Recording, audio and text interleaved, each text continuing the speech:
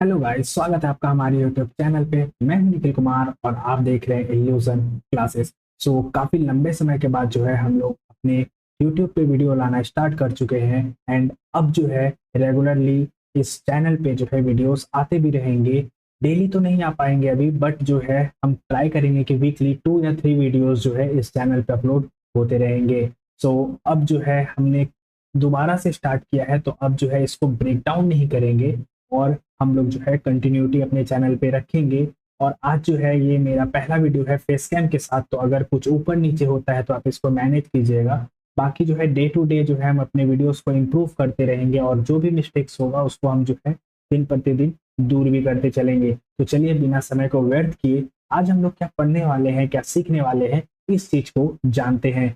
Basically आज हम लोग ज्योग्राफी पढ़ने वाले हैं और हम लोग जो है एनसीईआरटी सीरीज को स्टार्ट करने वाले हैं फ्रॉम बिगिनिंग टू क्लास 12। तो सबसे पहले हम लोग जो है क्लास 6 का एनसीईआरटी को कवर करेंगे। आफ्टर जो है क्लास 6 को कंप्लीट करने के बाद हम क्लास 7 पे जाएंगे, फिर 8 पे जाएंगे, फिर 9 10 11 12 करते हुए हम लोग पूरा जो है एक एनसीईआरटी सीरीज को कंप्लीट करेंगे। तो आज जो है हम लोग एनसीईआरटी क्लास 6 ज्योग्राफी का चैप्टर नंबर 1 पढ़ने वाले हैं, जिसका टाइटल है the earth in the solar system. यानी कि हम लोग जो है अपने अर्थ के बारे में पढ़ेंगे, अपने अर्थ के बारे में सीखेंगे और जानेंगे कि आखिर अर्थ हमारे सोलर में कहाँ एग्जिस्ट करता है और यह किस प्रकार से जो है मूवमेंट करता है, या फिर कि हमारे सोलर सिस्टम में और भी क्या क्या चीजें हैं, हमारा सन क्या है, मून क्या है। इन सारी चीजों को जो है हम लोग थोड़ा थोड़ा इस चैप्टर में डिस्कस करने वाले हैं और आपके साथ हम पढ़ने वाले हैं और जानने वाले हैं। तो चलिए हम लोग अपने इस वीडियो को शुरू करते हैं। बट शुरू करने से पहले अगर आप हमारे चैनल पर पहली बार विजिट कर रहे हैं या फिर आपने अभी तक चैनल को सब्सक्राइब नहीं कर रखा है, तो जल्दी से सब्सक्राइब कर लें, क्योंकि अब जो है रेगुलरली नए नए वीडियोस आएंगे और काफी इंटरेस्टिंग और इन्फॉर्मेटिव वीडियोस आने वाले हैं। और अगर आपने अभी चैनल को सब्सक्राइब कर दिया है तो वीडियो को लाइक भी जरूर कर दें अगर वीडियो आपको अच्छा लगे, और कमेंट बॉक्स में अपना फीडबैक भी जरूर दें। अपने फ्रेंड्स और फैमिली मेंबर्स को भी शेयर करें ताकि उन तक भी हमारा वीडियो पहुंच सके और वो भी जो है हमारे चैनल से जुड़ सके। तो चलिए अब हम लोग अपने इस चैप्टर पे आते हैं और अपने इस वीडियो को स्टार्ट करते हैं। तो सबसे पहले टाइटल पे आप देख रहे हैं the earth in the solar system, यानी कि हमारे सोलर सिस्टम में हमारा अर्थ का क्या एग्जिस्टेंस है, हमारा पृथ्वी कहाँ पे है, किस प्रकार से है, इसको हम लोग इस चैप्टर में जानने वाले हैं। तो चलिए देखते हैं कि इसमें सबसे पहले क्या लिखा हुआ है।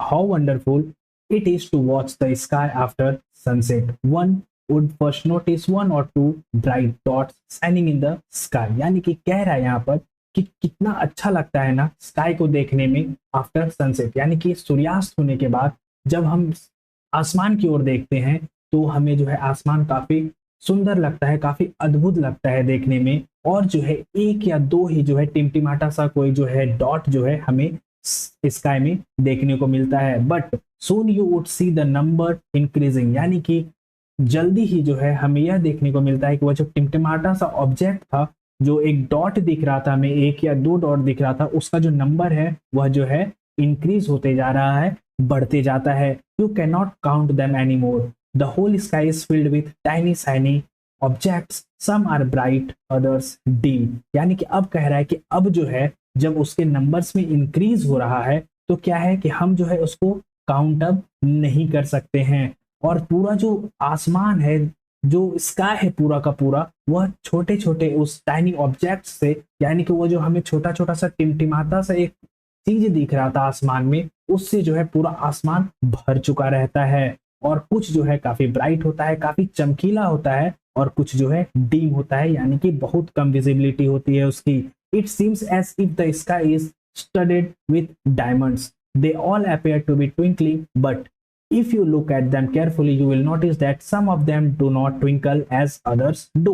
They simply glow without any flicker, just as moon shines. यानी कि हमें यहाँ पे बताया जा रहा है कि जब हम आसमान की ओर रात में देखते हैं तो हमें ऐसा प्रतीत होता है, we just it seems like कि डायमंड को जो है ना किसी ने गढ़ दिया है पूरे आसमान में, यानी कि पूरा आसमान जो है हीरो से जड़ा हुआ है। उसके बाद जो है आपको दिखता है कि ये सारे के सारे जो आपको टिमटिमाटे से चीज दिख रहे हैं, ये सारे जो ट्विंकल कर रहे हैं, यानी कि टिमटिमा रहे हैं आसमान में।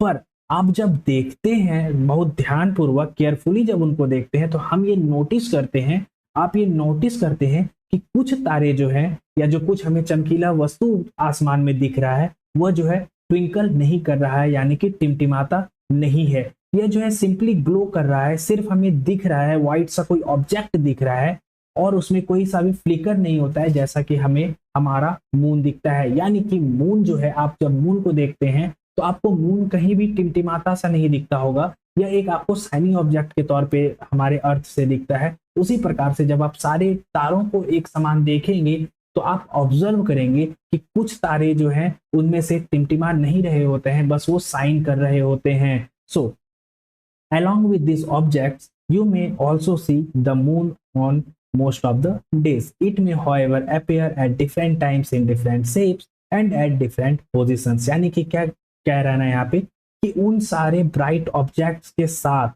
along with these bright objects, आप देखते हैं मून को आसमान में मोस्ट ऑफ द डेज, यानी कि ज्यादातर दिन जो है हमें आसमान में उन टिमटिमाते तारों के साथ जो है मून भी देखने को मिलता है, यानी कि चांद भी देखने को मिलता है।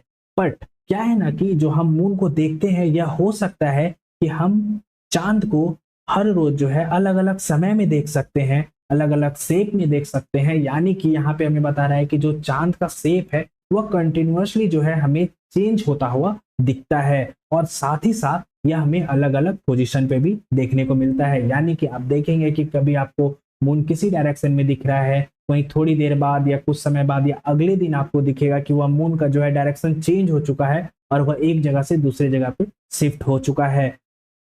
You can see the full moon only once in about a month time. It is full moon night और पूर्णिमा। और अब हमें क्या कह रहा है कि मंथ में जो है हम सिर्फ एक ही बार जो है पूरा का पूरा चांद आसमान में देख सकते हैं, और इसी को जो है फुल मून नाइट भी कहा जाता है, या फिर हम अपने इंडिया में जो है इसे पूर्णिमा का रात भी कहते हैं।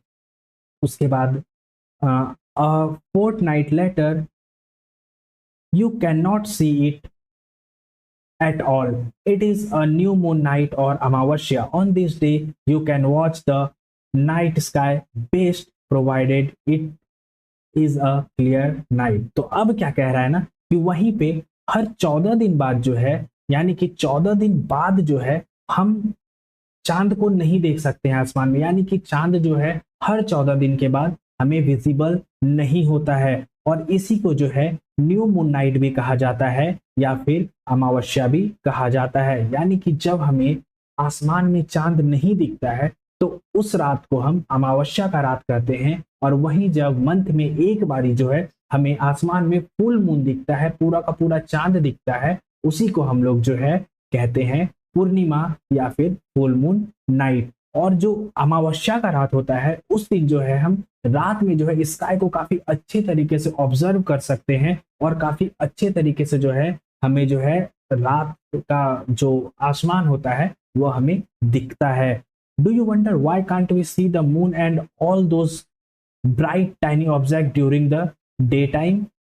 तो अब हमसे यहाँ पे एक सवाल पूछा जा रहा है, क्या आपने कभी ऐसा सोचा है, या फिर क्या आपके माइंड में ऐसा कभी आया है कि हम जो है मून को, यानी कि चांद को, या फिर जो ब्राइट ऑब्जेक्ट हमें रात के समय में आसमान में दिख रहे होते हैं, यानी कि जो स्टार्स हमें रात के समय में दिख रहे होते हैं, वह जो है हमें डे टाइम में क्यों नहीं दिखते हैं, यानी कि दिन में क्यों नहीं दिखते हैं? तो चलिए इसके आंसर को हम लोग फाइंड आउट करते हैं। It is because the very bright light of the sun does not allow us to see all these bright objects of the night sky। यानी कि यह इस कारण होता है क्योंकि जो सन है हमारा, जो सूर्य है, उसका जो रोशनी होता है, जो सूर्य की जो किरणें होती है वह काफी तेज होती है, काफी ज्यादा जो है सनलाइट हमारे अर्थ पे आता है डे के टाइम में। इसी वजह से जो है हमें डे के टाइम में जो है स्टार्स एंड मून्स का जो है विजिबिलिटी जो है ब्लॉक हो जाता है, और हम लोग जो है मून्स एंड स्टार्स को डे के टाइम पे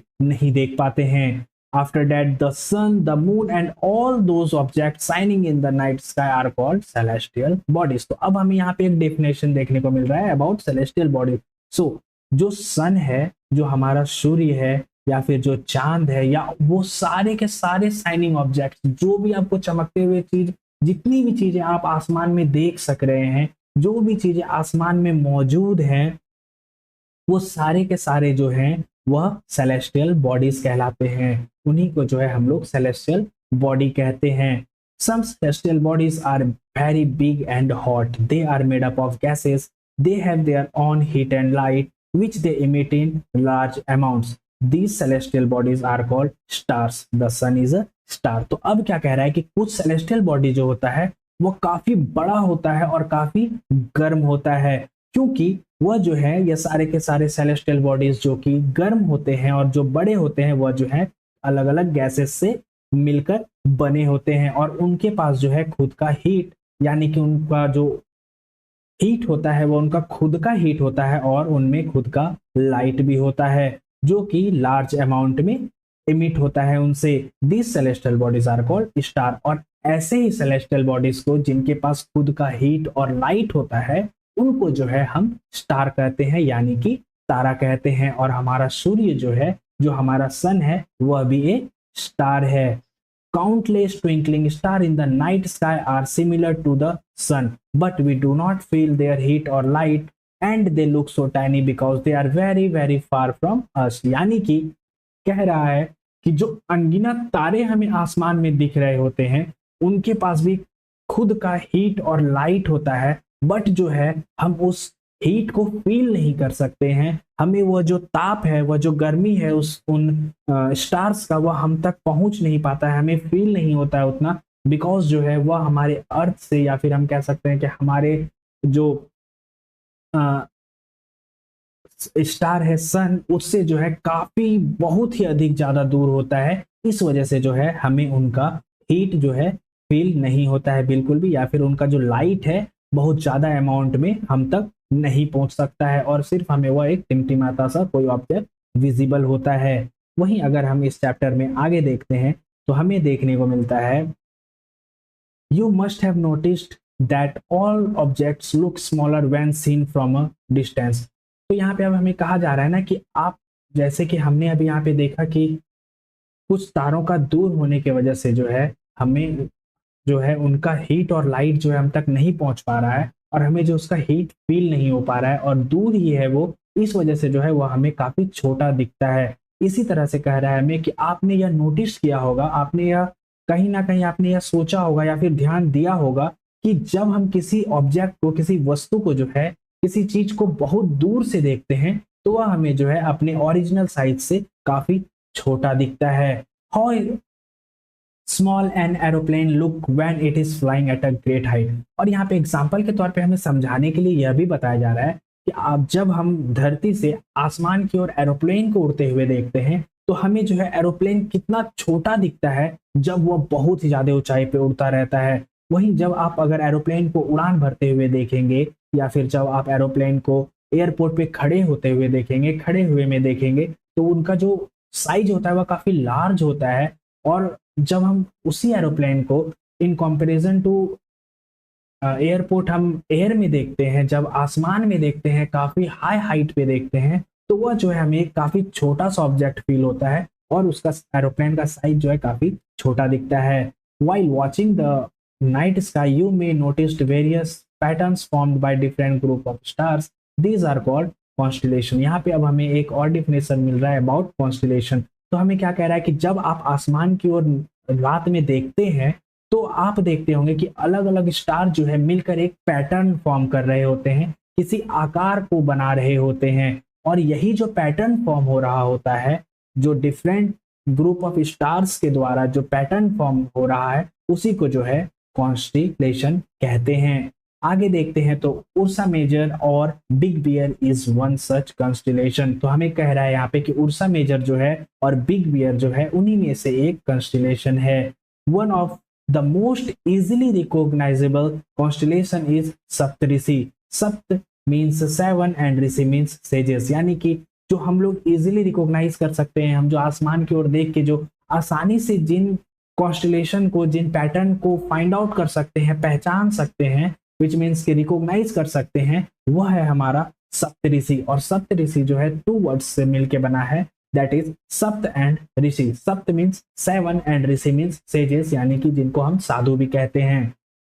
it is a group of 7 stars that forms a part of Ursa Major constellation, यानी कि जो सप्तऋषि है यह 7 स्टार्स का एक ग्रुप है जो कि हमें उर्सा मेजर कॉन्स्टिलेशन का ही पार्ट है। मतलब कि जो हमारा सप्तऋषि है, जो सप्तऋषि है, जो कि एक कॉन्स्टिलेशन है, जो कि एक कॉन्स्टिलेशन है, यह जो है उर्सा मेजर का ही पार्ट है। सो अब हमें बोल रहा है कि ask someone elder in your family or neighbourhood to show you more stars, planets and constellation in the sky. तो अब हमें यहाँ पे कह रहा है कि आप अपने घर में किसी बड़े बुजुर्ग से या फिर अपने पड़ोस में किसी एल्डर से, किसी बुजुर्ग इंसान से पूछें और जानने का प्रयास करें और उनसे आप बोलें कि वो आपको कुछ और भी अलग अलग प्रकार के तारे दिखाएं, प्लैनेट्स को फाइंड आउट करवाएं या फिर जो अलग अलग कॉन्स्टिलेशन मौजूद है हमारे स्काई में उनके बारे में आपको बताएं।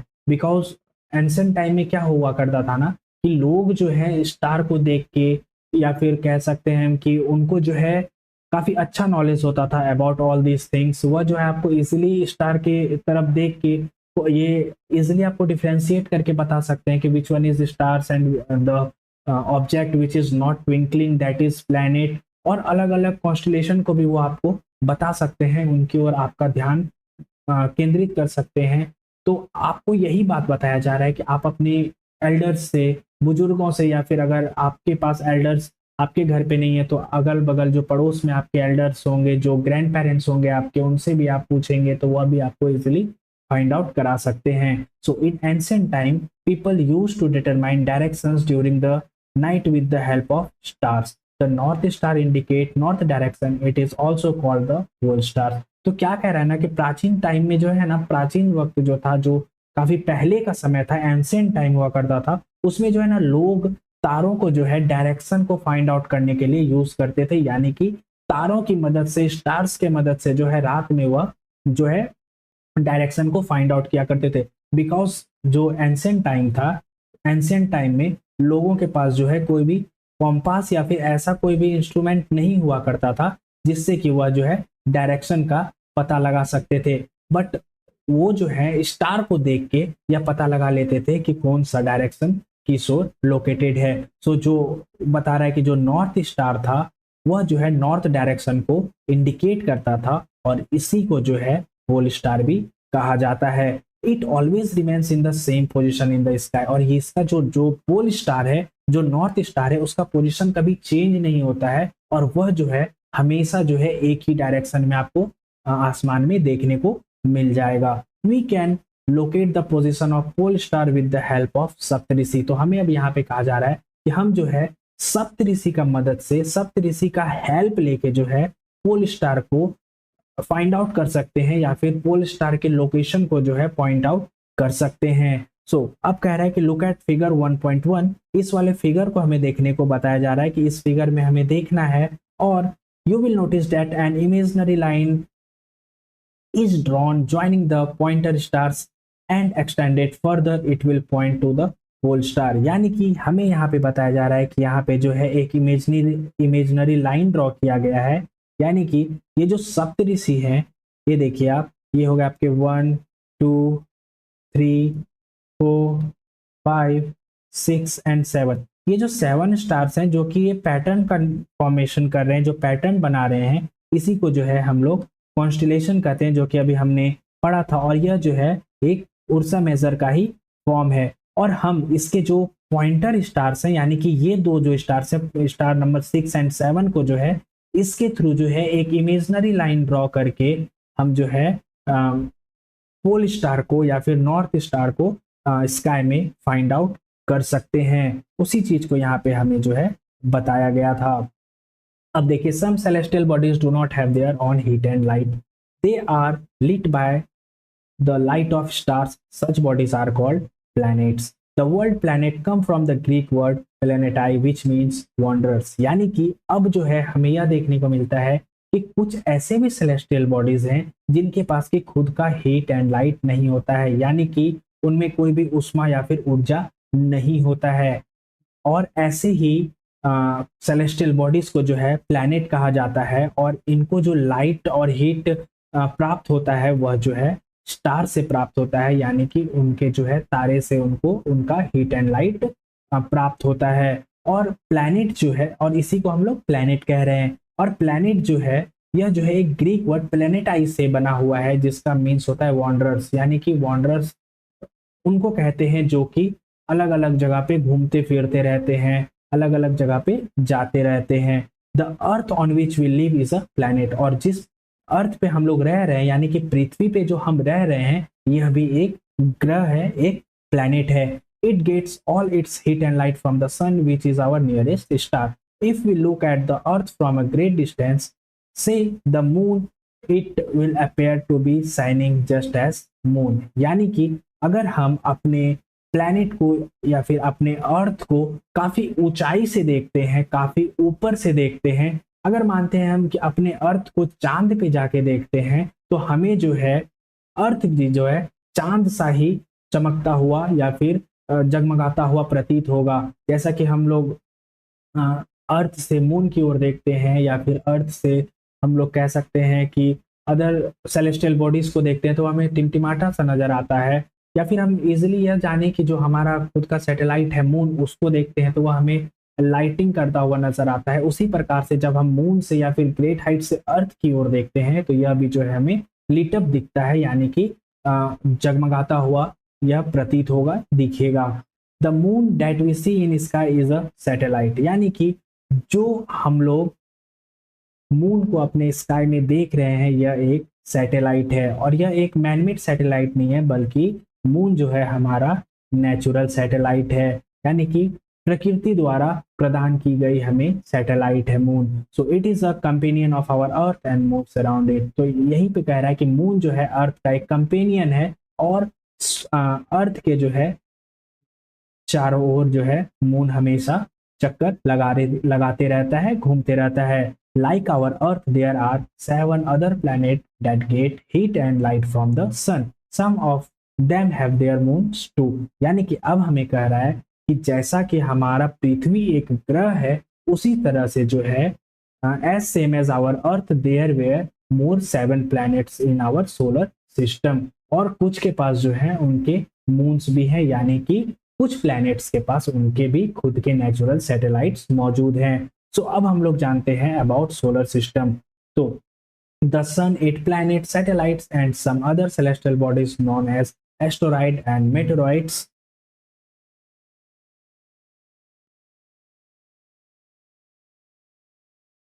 तो अब यहाँ पे बोल रहा है कि जो हमारा अर्थ है, जो सन है, और जो मून है, या फिर एस्टेरॉइड है, मेटेराइट्स है, और कुछ और सेलेस्टियल बॉडीज सारे मिलके जो है सोलर सिस्टम का निर्माण करते हैं। इन सारे चीजों से मिलके जो है हमारा सोलर सिस्टम बना हुआ है, यानी कि sun, moon, earth, asteroid, meteoroid, all other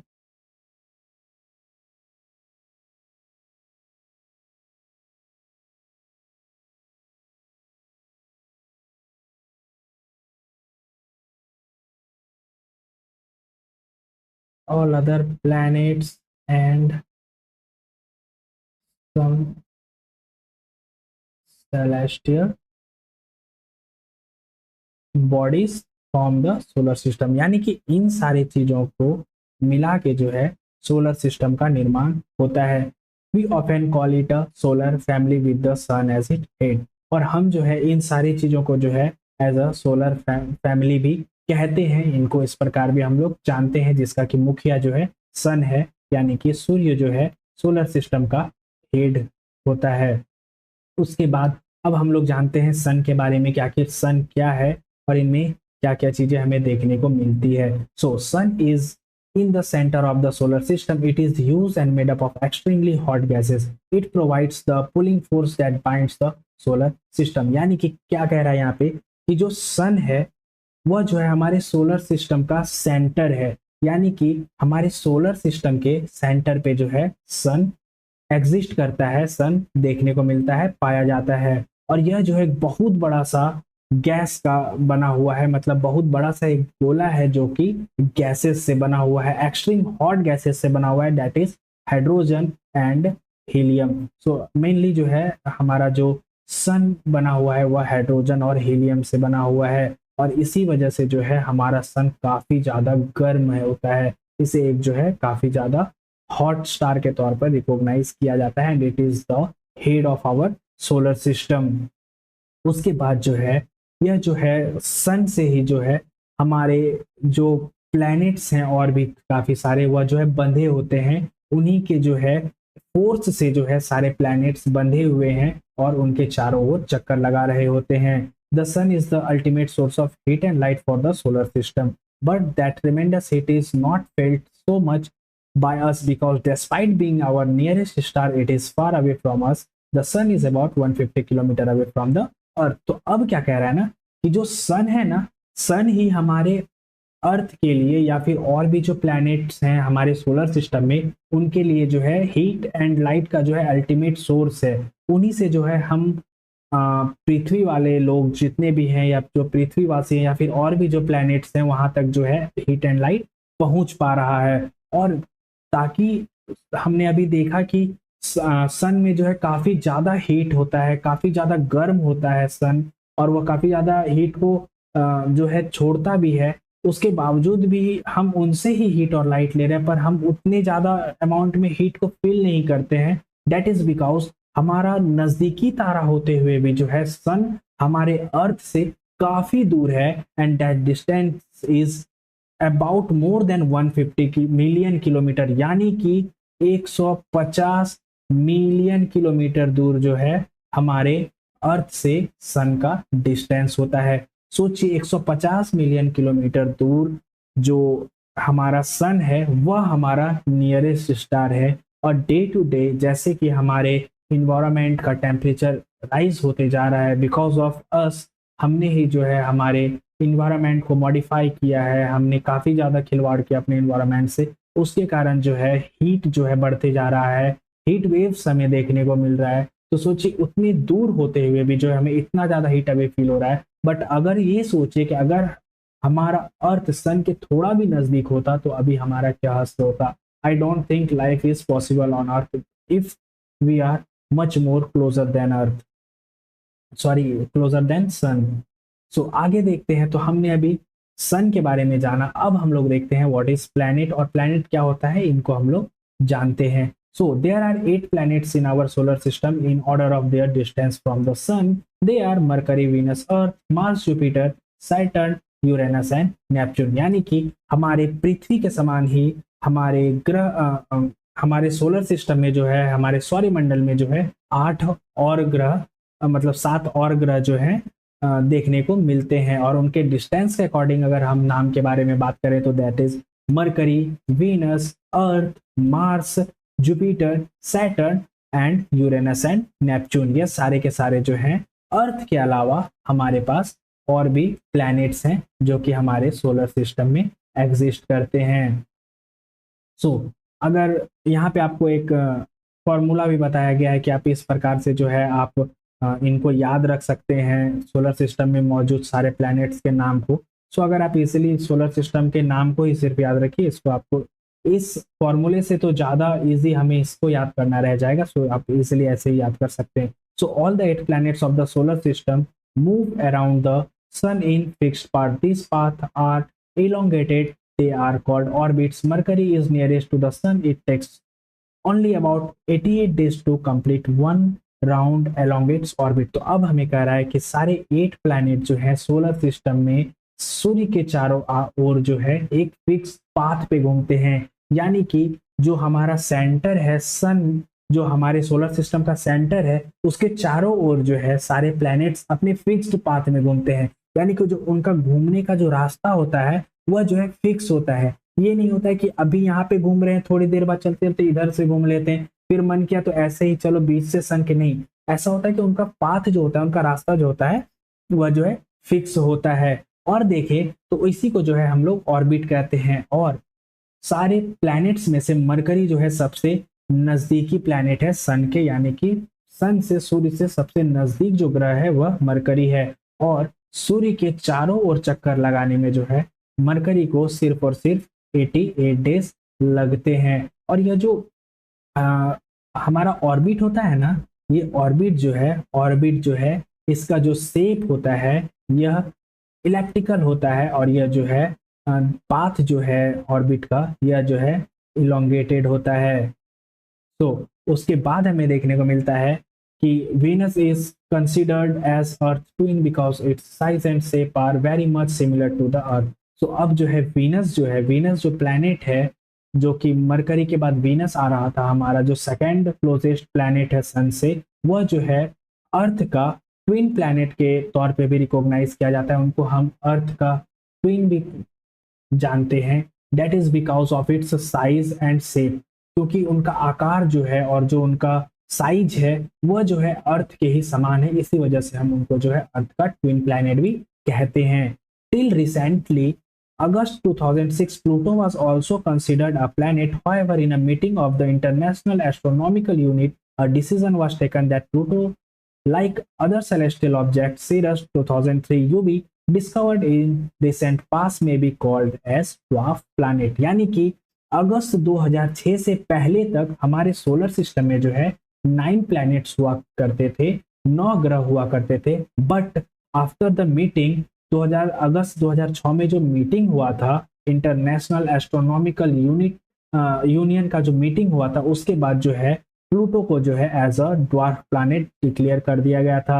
यानी कि जो सीरस 2003 में डिस्कवर किया गया था एज अ ड्वार्फ प्लैनेट, उसी में जो है प्लूटो को भी कंसिडर कर दिया गया था और प्लूटो को भी प्लैनेट से हटाकर ड्वार्फ प्लैनेट के श्रेणी में डाल दिया गया था। तो यह था हमारे प्लैनेट के बारे में। प्लैनेट जो है अपना हीट एंड लाइट सन से ऑब्टेन करता है, सन से लेता है। प्लैनेट अर्थ के चारों ओर फिक्स्ड पाथ में घूमता है अपने ऑर्बिट, उसको ऑर्बिट कहते हैं। और जो है हमारा सबसे क्लोजेस्ट प्लैनेट हमने देखा कि Mercury is the closest planet to earth and it takes only 88 days to complete one revolution. और उसके बाद हमने देखा कि वीनस जो है उनको अर्थ का ट्विन प्लैनेट के तौर पे भी कंसिडर किया जाता है, रिकॉग्नाइज किया जाता है, because the size and shape of Venus is much more similar to earth. उसके बाद हमने यह भी देखा कि प्लूटो जो है पहले प्लैनेट्स में आता था, बट अब जो है उनको प्लैनेट से हटाकर ड्वार्फ प्लैनेट में डाल दिया गया है, जिसके अंतर्गत हमें सेरस देखने को मिलता था। अब हम लोग अपने अर्थ के बारे में जान लेते हैं, पृथ्वी के बारे में कुछ पढ़ लेते हैं। So the earth is the third nearest planet to the sun. In size it is the fifth largest planet. It is slightly flattened at the poles. This is why its shape is described as geoid। geoid means an earth like shape। तो क्या है ना कि हमारा जो पृथ्वी है, जो अर्थ है, वह सन से तीसरा सबसे नजदीकी ग्रह के तौर पे एग्जिस्ट करता है। यानी कि आफ्टर मरकरी एंड वीनस, अर्थ ही जो है हमारे सन से जो है तीसरा नजदीकी जो है ग्रह होता है।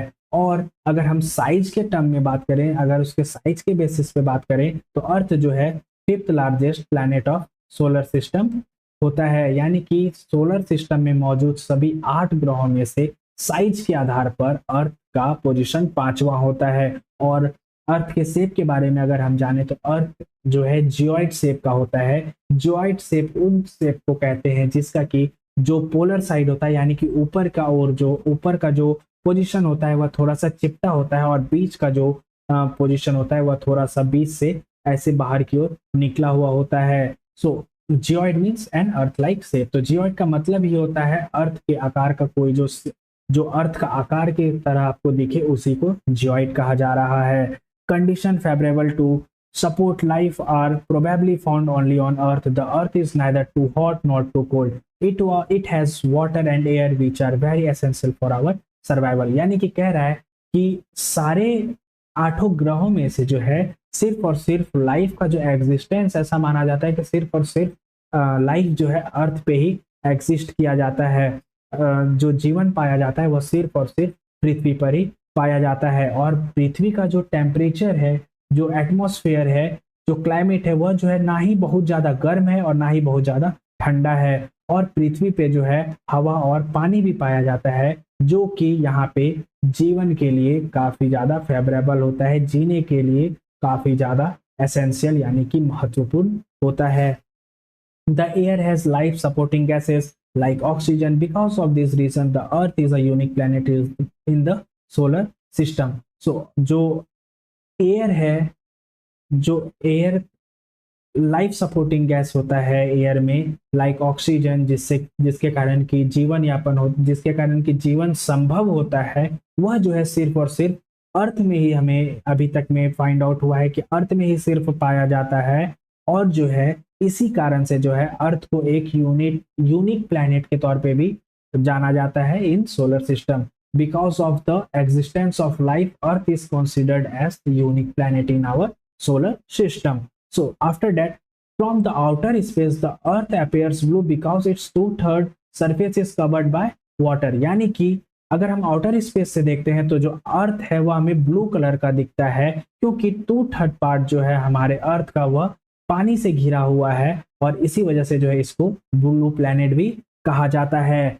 After earth here we have moon. The earth has only one satellite, that is the moon. Its diameter is only 1/4 that of the earth. It appears so big because it is nearest to our planet than other celestial bodies. It is about 3,84,400 kilometre away from us. यानी कि जो हमारा अर्थ है इसके पास सिर्फ एक satellite है, सिर्फ एक नेचुरल सैटेलाइट है जिसको कि मून कहा जाता है, और मून का डायमीटर जो है ओनली 1/4 है अर्थ के।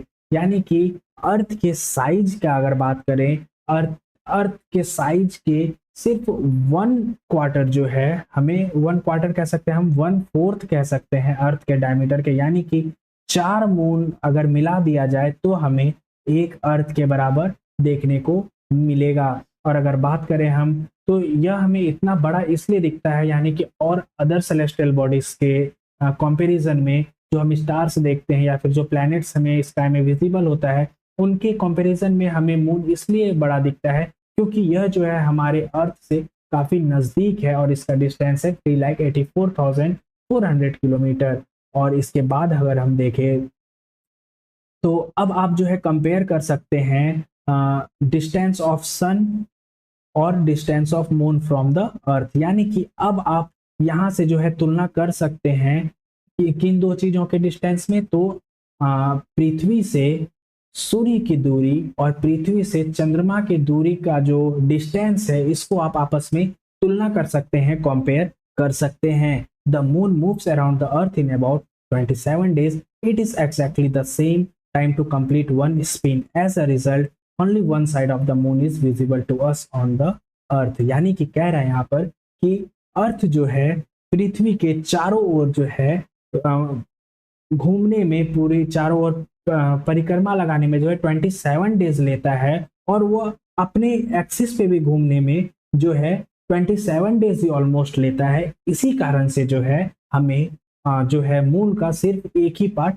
यहाँ से अर्थ से विजिबल हो पाता है। यानी कि हम अगर इस चीज को ऐसे समझे कि जो है 2 टाइप्स ऑफ मोशन जो है मून भी परफॉर्म कर रहा है एज लाइक आवर अर्थ। सो एक क्या है कि वह रिवॉल्व कर रहा है अर्थ की चारों ओर, एंड वह अपने एक्सिस पे भी घूम रहा है, यानी कि वह ऐसे करके चारों ओर चल रहा है। तो उसको अर्थ के भी चारों ओर जाने में 27 डेज लग रहा है, और अपना एक स्पिन लेने में भी 27 डेज लग रहा है। इसी कारण जो है यह जो घूम रहा है, तो बिकॉज ऑफ दोनों का जो ड्यूरेशन है सेम है, इसी कारण से जो है अर्थ से सिर्फ एक ही पार्ट जो है मून का हमें विजिबल हो पाता है। सो इसके बाद अगर हम देखें तो the moon does not have condition favorable for life. It has mountain, plains and depression on its surface. This casts shadows on the moon's surface. Look at the full moon and observe this shadow. तो क्या कह रहा है ना कि moon पे भी जो है ना लाइफ एग्जिस्ट नहीं करता है, यानी कि लाइफ के लिए, लाइफ सपोर्ट करने के लिए जो फेवरेबल कंडीशंस होते हैं वह मून पे भी नहीं देखने को मिलते हैं। वहां पे सिर्फ माउंटेन्स, प्लेन्स, प्लेट्यूज और डिप्रेशंस, यही सारी चीजें देखने को मिलती है, जो कि आप फुल मून वाले टाइम में इसको ऑब्जर्व कर सकते हैं। उनके शैडोज जो है आपको क्लियरली अर्थ से विजिबल होते हैं। यानी कि आपने कई जगह पे कई मायने में सुना होगा कि चांद में दाग है, तो वो चांद में दाग नहीं होता है, वह जो है ना माउंटेन्स और जो डिप्रेशंस हैं, जो प्लेट्यूज है, उनका जो है वो शैडो है। इसी कारण से जो है हमें चांद में दाग देखने को मिलता है।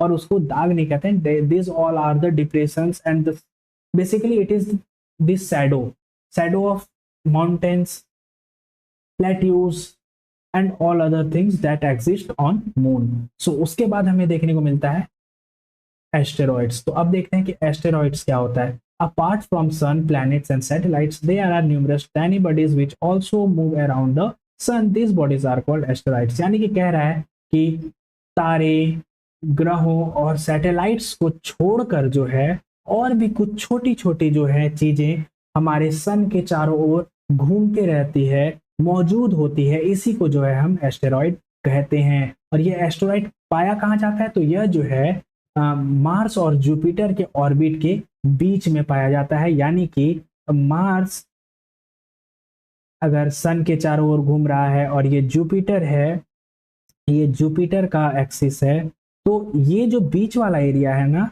ये मान के चलिए ये सन है और ये जो बीच वाला एरिया है, इसके बीच में जो है हमें एस्टेरॉइड देखने को मिलता है।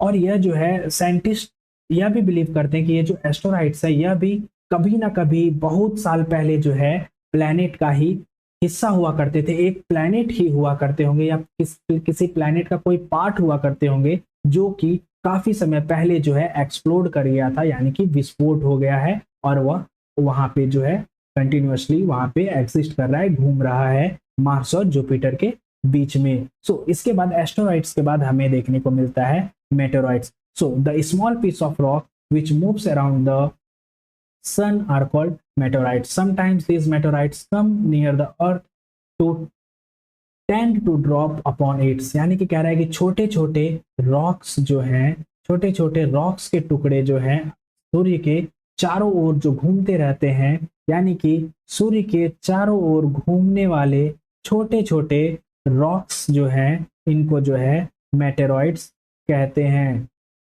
ठीक है, तो अभी आपने समझ लिया कि मेटेरॉइड्स क्या होते हैं, छोटे छोटे चट्टानों के टुकड़े जो कि सूर्य के चारों ओर घूमते रहते हैं। कभी कभी क्या होता है, यह जो मेटेरॉइड्स हैं यह जो है अर्थ की ओर गिरना स्टार्ट कर जाता है और अर्थ की ओर आगे बढ़ता है। सो इसी प्रक्रिया में, यानी कि जो हमारे यूनिवर्स से, हमारे गैलेक्सी से या फिर हमारे सोलर सिस्टम से सूर्य के जो चारों ओर जो मौजूद है यह मेटेराइट्स, यह जो है कभी कभी अर्थ की ओर गिरना स्टार्ट होता है, अर्थ की ओर अट्रैक्ट होता है, खींचे चला आता है और जब वह नजदीक आते जाता है तो हवा से जो है या फिर जो यूनिवर्स में जो है यह हवा के साथ टकराता है और क्या होता है, फ्रिक्शन पैदा होता है। जो घिसता है जब हवा में सीधे चलता है तो काफी स्पीड से आता है, तो वह जो है हवा के टकराव के कारण जो है उसमें फ्रिक्शन पैदा होता है और वह जो है हीट हो जाता है, वह काफी गर्म हो जाता है और गर्म होते के साथ जो है वह जलना स्टार्ट हो जाता है और यह जो है हमें आसमान में फ्लैश ऑफ लाइट के तौर पे देखने को मिलता है। यानी या फिर हम कह सकते हैं कि आसमान में जो है फ्लैश ऑफ लाइट जो है प्रोड्यूस करता है। Sometime a meteor without being completely burnt fall on earth and creates a hollow। तो क्या कह रहा है ना, कभी कभी जो है कोई मेटेओर जो है ना वह बिना कंप्लीटली बर्न हुए, बिना कंप्लीटली जले जो है हमारे पृथ्वी पे गिर जाता है, यानी कि हमारे पृथ्वी पे पहुंचने तक जो है वह कंप्लीटली जल नहीं पाता है और जब वह पृथ्वी के सतह पे, पृथ्वी के सरफेस पे टकराता है तो वह काफी बड़ा जो है हॉलो स्पेस क्रिएट कर देता है, यानी कि काफी बड़ा गड्ढा बना देता है। Do you see a whitish broad band like a white glowing path across the sky on a clear starry night? तो अब यहाँ पे आपको क्या पूछा जा रहा है, यहाँ पे आप लोगों से एक सवाल किया जा रहा है कि क्या आपने कभी स्काई में, जब आसमान काफी क्लियर होता है, काफी हमें क्लियरली विजिबल होता है आसमान, तो क्या आपने आसमान में कोई एक सादा कलर का मोटा सा, मतलब चौड़ा सा जो है कोई एक बैंड टाइप का कुछ आपको स्काई में विजिबल कभी हुआ है? तो अब हमसे ये पूछा जा रहा है कि क्या आपने कभी देखा है, तो आप हमें जरूर कमेंट बॉक्स में बताएंगे कि क्या आपने आसमान में कभी व्हाइट कलर का बादल टाइप का देखिएगा कि आपको दिखेगा, एक काफी ब्रॉड होता है, वो काफी चौड़ा होता है और यह जो है आपको क्लियरली विजिबल होगा क्लियर स्काई में। जब आपको आसमान रात के समय में काफी अच्छे से विजिबल हो पाएगा, उसी समय आप इसको देख पाएंगे। तो ये होता क्या है, चलिए अब इसको जानते हैं।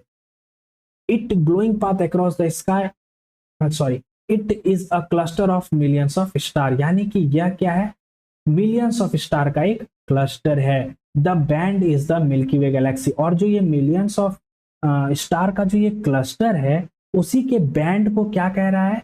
यह गैलेक्सी कह रहा है। ये जो आपको आसमान में ऐसा दिख रहा है, ये देखिए, ये आपको व्हाइट व्हाइटिश टाइप का इस जगह पे विजिबल हो रहा होगा, ऐसा ही आपको आसमान में देखने को मिलेगा। तो इसको क्या कहा जाता है? This is our solar system is a part of this galaxy. और हमारा सोलर सिस्टम भी जो है इसी गैलेक्सी का एक पार्ट है, यानी कि हम अपने अर्थ से अपने गैलेक्सी को देख सकते हैं। एंसेंट इंडिया में यानी कि प्राचीन भारत में जो है यह इमेजिन किया जाता था कि यह जो हमें आसमान में दिख रहा है व्हाइट कलर का एक चौड़ा सा बैंड, वह जो है कोई नदी है, लाइट जो कि आकाश में बह रही है लाइट करते हुए, और इसी को जो है आकाश गंगा कहा गया। यानी कि ऐसी गंगा जो कि आकाश में बह रही है, आसमान में बहती हुई गंगा के तौर पे इसको हमारे प्राचीन भारत में कहा गया था। ए Galaxy is a huge system of billions of stars and cloud of dust and gases. अब देखिए यहाँ पे गैलेक्सी का डिफिनेशन आपको देखने को मिल रहा है कि गैलेक्सी क्या है? यह एक ह्यूज सिस्टम है। किस चीज का सिस्टम है? तो billions of stars, clouds of dust और गैसेस का, यानी कि जो डस्ट धूल कण से बने बादल हैं, जो बिलियंस ऑफ स्टार्स हैं, अरबों अरब खरबों खरब जो तारे हैं उनका, और जो गैसेस मौजूद हैं, इन सारे चीजों का सिस्टम एक बना हुआ होता है, एक सिस्टम बनता है, और उसी को जो है गैलेक्सी कहा जाता है।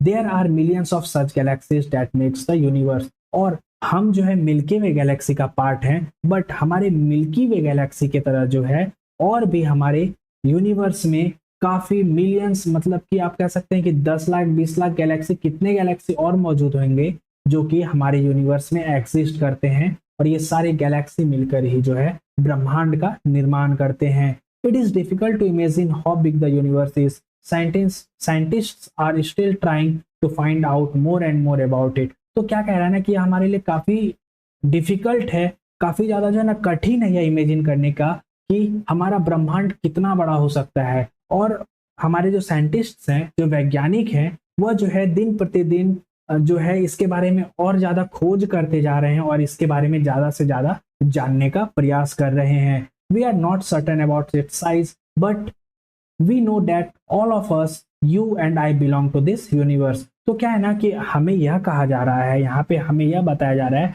कि हम लोग जो है ना अपने गैलेक्सी यानी कि अपने ब्रह्मांड के साइज के बारे में तो पता नहीं लगा सकते, या हमें इसका जानकारी नहीं है, बट हमें यह जरूर जानकारी है, हमें यह जरूर पता है कि चाहे वो आप हो, हम हो, या दुनिया का कोई भी चीज हो, वह जो है सारे के सारे जो है इसी ब्रह्मांड से ताल्लुक रखते हैं, इसी ब्रह्मांड के हैं। इसके बाद हमें देखने को जो मिल रहा है वह है एक बॉक्स पे हमें समझाने के लिए बताया गया है कि आप इस चीज से रिलेट कर सकते हैं कि आप पूरे यूनिवर्स में एग्जिस्ट कहाँ करते हैं, आपका एग्जिस्टेंस यूनिवर्स में क्या है। तो चलिए इसको भी जानते हैं, और आई होप हाँ ये चैप्टर आपका यहाँ पे फिनिश भी हो जा रहा है। तो चलिए इसको एक बार देख लेते हैं हम लोग। तो can you relate your self with the universe now. तो अब कह रहा है कि इन सारी चीजों को जानने के बाद अब क्या आप ब्रह्मांड से खुद को रिलेट कर सकते हैं? तो चलिए देखते हैं। You are on the earth and the earth is a part of solar system. तो कह रहा है कि आप जो है एक पृथ्वी पे रहते हैं जो कि एक सोलर सिस्टम का हिस्सा है, सोलर सिस्टम का हमारा अर्थ पार्ट है। उसके बाद हमें कह रहा है our solar system is a part of Milky Way galaxy. और यह जो सोलर सिस्टम है यह किसका पार्ट है? तो यह जो है मिल्की वे गैलेक्सी का पार्ट है। और यह जो मिल्की वे गैलेक्सी है यह यूनिवर्स का पार्ट है, यानी कि यह जो मिल्की वे गैलेक्सी है यह ब्रह्मांड का एक हिस्सा है, ब्रह्मांड का एक पार्ट है। और ना जाने कितने मिलियंस ऑफ गैलेक्सीज जो हैं यूनिवर्स में एग्जिस्ट करते हैं, यानी कि हमारे मिल्की वे गैलेक्सी की तरह लाखों लाख करोड़ों करोड़ और भी गैलेक्सीज जो है यूनिवर्स में एग्जिस्ट करते हैं। तो अब आप सोचिए यूनिवर्स के बारे में और फैक्ट देखिए, the fact that contains million of such galaxies. और इन चीज को भी आप ध्यान में रखिए, इन फैक्ट्स को भी देखिए कि उस गैलेक्सी की तरह, हमारे मिल्की वे गैलेक्सी की तरह और भी कई मिलियंस ऑफ जो है गैलेक्सीज, जो कि हमने अभी तुरंत आपको बताया, यह जो है हमारे यूनिवर्स में एग्जिस्ट करते हैं, पाए जाते हैं। तो आप क्या सोचते हैं, आप इस पिक्चर में किस प्रकार से फिट होते हैं? यानी कि एक आप हैं, मान के चलिए ये आप हो गए, ये ऑब्जेक्ट है, ये आप हो गए, और ये आप कहाँ रह रहे हैं? अर्थ पे रह रहे हैं। और अर्थ क्या है? यह जो है सोलर सिस्टम का पार्ट है। सोलर सिस्टम किसका पार्ट है? तो यह जो है मिल्की वे गैलेक्सी का पार्ट है। मिल्की वे गैलेक्सी की तरह जो है मिलियंस ऑफ और भी गैलेक्सीज हैं हमारे यूनिवर्स में, और यह सारे के सारे गैलेक्सीज मिलके किस चीज का निर्माण कर रहे हैं? इन सारे गैलेक्सियों को मिला के बन रहा है यूनिवर्स। तो आप सोच सकते हैं कि इतने बड़े यूनिवर्स में, इतने बड़े ब्रह्मांड में हम जो है अपने एक बाल का जो कह सकते हैं थिकनेस होता है ना, उसके इतना भी हम अपने यूनिवर्स में एग्जिस्ट नहीं करते हैं। यानी कि हमारा एग्जिस्टेंस हमारे बाल के थिकनेस के बराबर भी नहीं है यूनिवर्स का। सो कई लोग बहुत चीजों का घमंड करते हैं, उनको यह स्वाभिमान होता है, अभिमान होता है कि हमारे पास यह है वह है। बट उनको यह सोचना चाहिए कि आप कहाँ पे एग्जिस्ट कर रहे हैं, यूनिवर्स में आपका एग्जिस्टेंस ही कुछ नहीं है। सो यह था हमारा आज का चैप्टर। इसमें हम लोगों ने अलग अलग चीज़ों को पढ़ा, सोलर सिस्टम के बारे में हमने जाना, उसके बाद सन को देखा, उसके बाद हमने जो है कॉन्स्टलेशन को देखा, कॉन्स्टलेशन क्या होता है, उसके बाद हमने अपने पृथ्वी के बारे में जाना, मून के बारे में जाना, एस्टेरॉइड, मेटेरॉइड्स, इन सारी चीज़ों को भी पढ़ा। उसके साथ ही साथ हमने यूनिवर्स को देखा, मिलियंस ऑफ गैलेक्सीज के बारे में जाना, हमारे खुद का जो गैलेक्सी है यानी कि अर्थ जिस गैलेक्सी से बिलोंग करता है, जिस गैलेक्सी का पार्ट है, उसके बारे में हमने जाना। हमने यह भी सीखा कि प्लैनेट का मतलब क्या होता है, प्लैनेट किन दो शब्दों से मिलकर बना है। इन सारी चीज़ों को जो है हमने आज के इस वीडियो में कवर किया और आपके साथ शेयर किया। आई होप आपको इन सारी चीज़ों को समझने में कोई समस्या नहीं आया होगा, कोई प्रॉब्लम नहीं हुआ होगा। और फिर भी अगर आपको किसी भी चीज़ को समझने में किसी भी प्रकार का समस्या हुआ हो या फिर समझ में ना आया हो, तो आप जो है हमसे कमेंट बॉक्स में अपने क्वेश्चन को पूछ सकते हैं। हम अपने अगले आने वाले वीडियो में सारे क्वेश्चन का आपका सॉल्यूशन जरूर बताने का प्रयास करेंगे और आपके सॉल्यूशन को, आपके जो सवाल होंगे मन का, जो आपका कंफ्यूजन होगा, उसको दूर करने का कोशिश करेंगे। सो यह था हमारा आज का वीडियो। और आज का वीडियो खासकर मेरे लिए काफ़ी स्पेशल था because this is the first video which I am shooting with my face cam.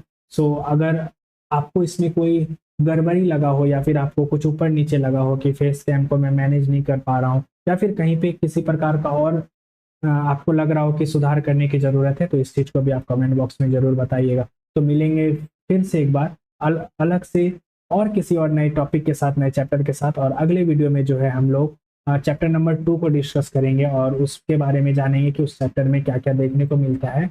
So wait कीजिएगा। और एक बार फिर से अगर आपने अभी तक चैनल को सब्सक्राइब नहीं किया है तो चैनल को सब्सक्राइब कर दीजिएगा, वीडियो को लाइक भी जरूर कीजिएगा, कमेंट बॉक्स में अपना ओपिनियन देना ना भूलें और अपने फ्रेंड्स और फैमिली मेम्बर्स तक शेयर भी जरूर करें। तो मिलेंगे फिर एक और नए वीडियो के साथ, तब तक के लिए जय हिंद, वंदे मातरम, भारत माता की जय।